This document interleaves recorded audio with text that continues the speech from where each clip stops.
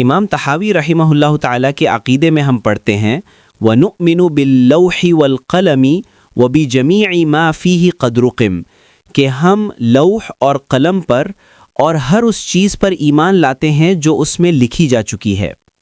اب رسول اللہ صلی اللہ علیہ وسلم ہمیں بتاتے ہیں کہ پہلے صرف اللہ تھا اور اللہ سبحانہ و تعالیٰ کے سوا کچھ بھی نہیں تھا۔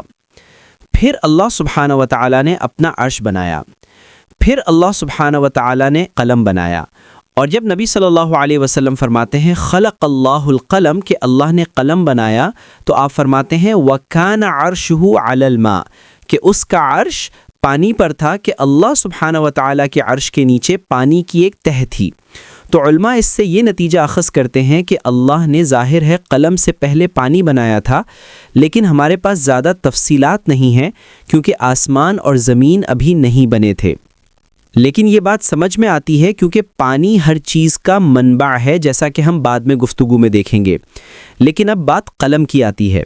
نبی صلی اللہ علیہ وسلم نے فرمایا کہ اللہ سبحانہ و تعالیٰ نے القلم یعنی قلم بنایا۔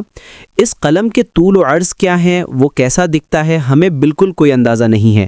میرا مطلب ہے کہ اس دنیا میں ہر قلم کتنا مختلف نظر آتا ہے، آپ تصور بھی نہیں کر سکتے کہ یہ قلم کیسا ہوگا اور کیا یہ ان قلموں جیسا ہے جن سے ہم لکھتے ہیں۔ اللہ ہی بہتر جانتا ہے کہ وہ کیسا دکھتا ہے اور کیسا ہے، لیکن اللہ سبحانہ و تعالیٰ نے قلم بنایا۔ اور نبی صلی اللہ علیہ وسلم فرماتے ہیں فقال له اکتب، اللہ سبحانہ و تعالیٰ نے قلم سے کہا لکھو۔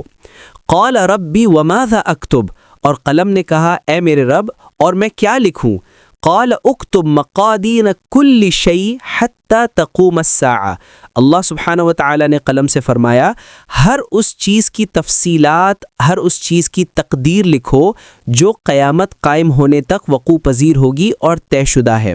اور نبی صلی اللہ علیہ وسلم نے فرمایا من مات علی غیر ھذا فلیس منی، جو کوئی اس کے علاوہ کسی اور عقیدے پر مرے تو وہ مجھ سے نہیں ہے۔ تو نبی صلی اللہ علیہ وسلم نے فرمایا کہ یہ واقعہ آسمانوں اور زمین کی تخلیق سے 50,000 سال پہلے پیش آیا۔ اللہ سبحانہ و تعالیٰ نے پہلے ہی القلم یعنی اس قلم سے سب کچھ لکھوا لیا تھا۔ اور قلم نے کس میں لکھا؟ عبد الواحد بن سلیم رحمہ اللہ تعالیٰ سے ایک بہت ہی خوبصورت اور طویل روایت ہے۔ انہوں نے کہا کہ میں مکہ کے عظیم مفتی عطا بن ابی رباح رضی اللہ تعالیٰ عنہ سے ملا جو سوڈان سے تھے اور عظیم ترین تابعین میں سے ایک تھے۔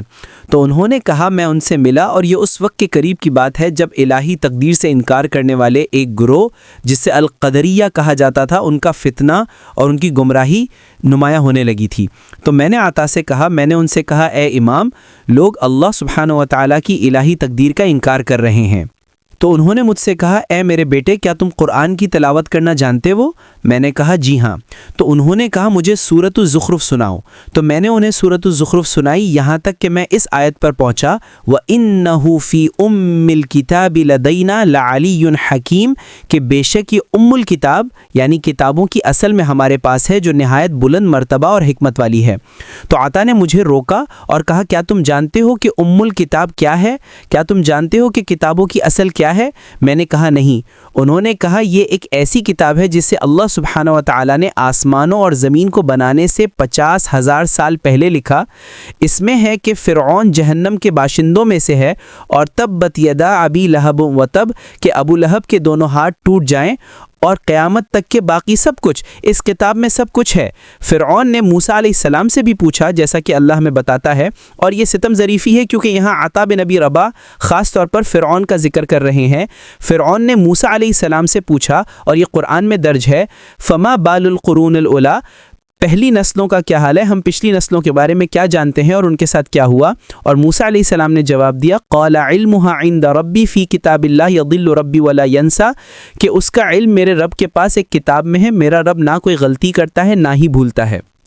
تو قلم جو آسمانوں اور زمین سے 50,000 سال پہلے بنایا گیا تھا، اس نے اللوح المحفوظ یعنی محفوظ تختی میں لکھا۔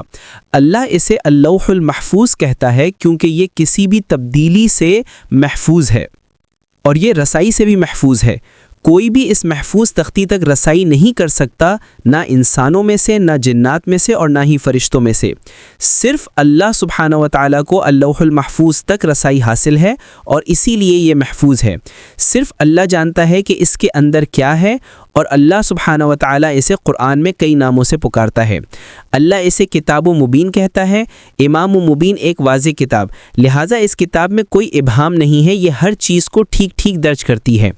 اور اللہ اسے کتاب مستور، نہ کھولی گئی نہ چھوئی گئی تختی کہتا ہے۔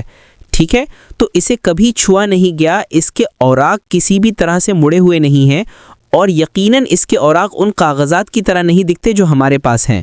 یہ ایک بہت ہی خاص قسم کی کتاب ہے۔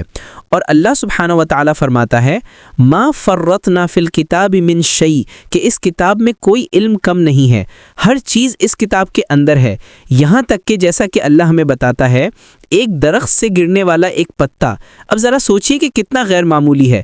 ایک درخت سے گرنے والا ایک پتا، وہ کس رفتار سے گرے گا، وہ کس قسم کا پتا ہوگا، وہ کس زمین پر گرے گا، اس کا کیا بنے گا، اسے کون اٹھائے گا، وہ کب تحلیل ہوگا، یہ سب کچھ پہلے ہی ہو چکا ہے، جو ابھی ہو رہا ہے۔ ہو سکتا ہے آپ اپنی گاڑی چلاتے ہوئے کسی چیز پر سے گزر جائیں، اللہ سبحانہ و تعالیٰ نے یہ طے کر دیا تھا۔ جب آپ ایک دروازہ کھول رہے ہوں تو آپ کو نوب کے ساتھ مشکل پیش آ سکتی ہے، یا آپ اسے غلط طریقے سے گھما سکتے ہیں۔ یہ آسمانوں اور زمین کی تخلیق سے 50,000 سال پہلے اللوح المحفوظ میں پہلے سے لکھا گیا ہے، اور آپ جانتے ہیں ہم اسے ایک امید افزا زاویے سے بھی دیکھ سکتے ہیں۔ امام شعبی رحمہ اللہ تعالی ایک بار اپنی بیوی سے میٹھی میٹھی باتیں کر رہے تھے، اور انہوں نے کہا کہ کیا یہ حیران کن نہیں ہے کہ اللہ نے آسمانوں کو سمندروں سے متعارف کروانے سے 50,000 سال پہلے میرے نام کے ساتھ تمہارا نام لکھ دیا تھا۔ تو یہ آسمانوں اور زمین کی تخلیق سے 50,000 سال پہلے کی بات ہے، ہمارے نام پہلے ہی ایک دوسرے کے ساتھ لکھے جا چکے ہیں۔ تو سب کچھ اللوح المحفوظ کے اندر ہے، سب کچھ اس محفوظ تختی کے اندر ہے، جو کچھ بھی ہوا ہوگا، جو ہوا ہے، جو ہوگا۔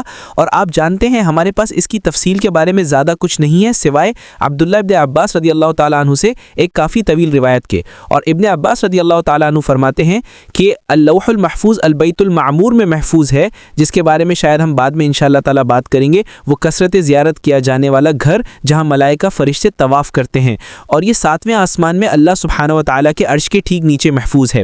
اور انہوں نے کہا یہ سرخ یاقوت سے بنا ہے، اور یقیناً ان سرخ یاقوت سے نہیں جو ہم دیکھتے ہیں، یہ ایک خاص قسم کے سرخ یاقوت سے بنا ہے۔ اس کا اوپری سرا اللہ سبحانہ و تعالیٰ کے عرش سے بندھا ہوا ہے، اور اس کا نچلا سرا فرشتوں تک پہنچتا ہے۔ اس کی تحریر نور ہے اور اس کا قلم نور ہے۔ انہوں نے کہا اللہ دن میں کئی بار، سینکڑوں بار اس پر ایک نظر ڈالتے ہیں، اور ہر نظر کے ساتھ وہ جو چاہتے ہیں وہ کرتے ہیں۔